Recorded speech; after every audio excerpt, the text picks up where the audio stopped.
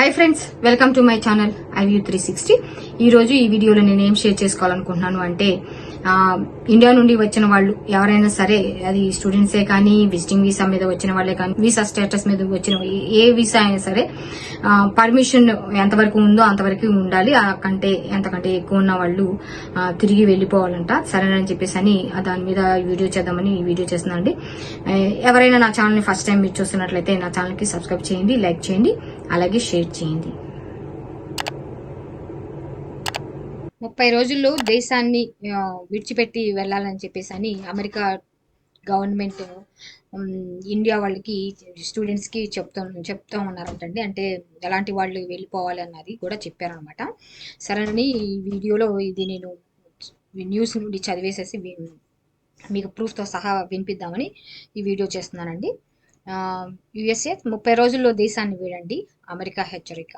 అమెరికాలో గడువుకు మించి ఉంటున్న వారు తక్షణమే దేశాన్ని విడిచిపోవాలని అక్కడి హోంల్యాండ్ సెక్యూరిటీ విభాగం హెచ్చరించింది. USA internet desk. అమెరికాలో ఎక్కువ కాలం నివసిస్తున్న విదేశీ జాతీయులు తప్పనిసరిగా ప్రభుత్వం వద్ద రిజిస్టర్ చేసుకోవాలని డిపార్ట్మెంట్ ఆఫ్ హోంల్యాండ్ సెక్యూరిటీ హెచ్చరికలు జారీ చేసింది. అమెరికాలో 30 రోజులకు మించి నివసిస్తున్న వారు ఖచ్చితంగా ఫెడరల్ గవర్నమెంట్ వద్ద రిజిస్టర్ చేయించుకోవాలి. ఈ నిబంధనను ఉల్లంఘిస్తే నేరం కింద పరిగణించి అపరాధ రుసుం, జైలు శిక్షలు విధిస్తారు.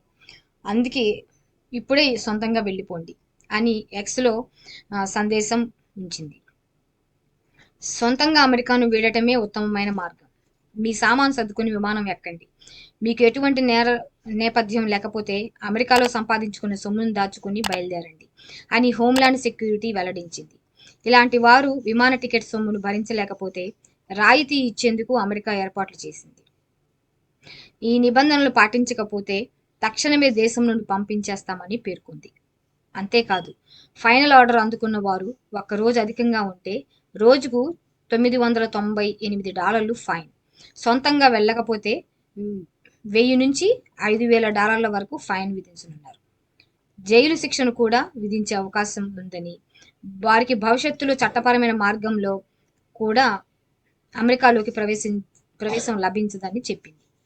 ఈ నిర్ణయం నేరుగా H-1B విద్యార్థి పర్మిట్లపై ఉండే వారికి వర్తించదు. కానీ సరైన అనుమతులు లేకుండా అమెరికాలో ఉండిపోయే వారిపై మాత్రం దీనిని ఖచ్చితంగా అమలు చేయనున్నారు. ఎవరైనా H-1B వీసాపై వచ్చి ఉద్యోగం లేకపోతే వారు నిర్ణీత సమయం దాటి అమెరికాలో ఉంటే మాత్రం చర్యలు ఎదుర్కోవాల్సి ఉంటుంది. విద్యార్థి, H-1B వీసాదారులు అమెరికా చట్టాలు సూచించిన అన్ని నిబంధనలు ఖచ్చితంగా పాటించాల్సి ఉంటుంది.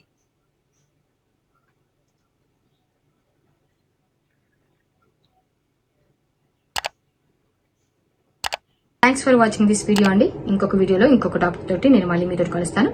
అంతవరకు ఉంటానండి. బాయ్ అండి.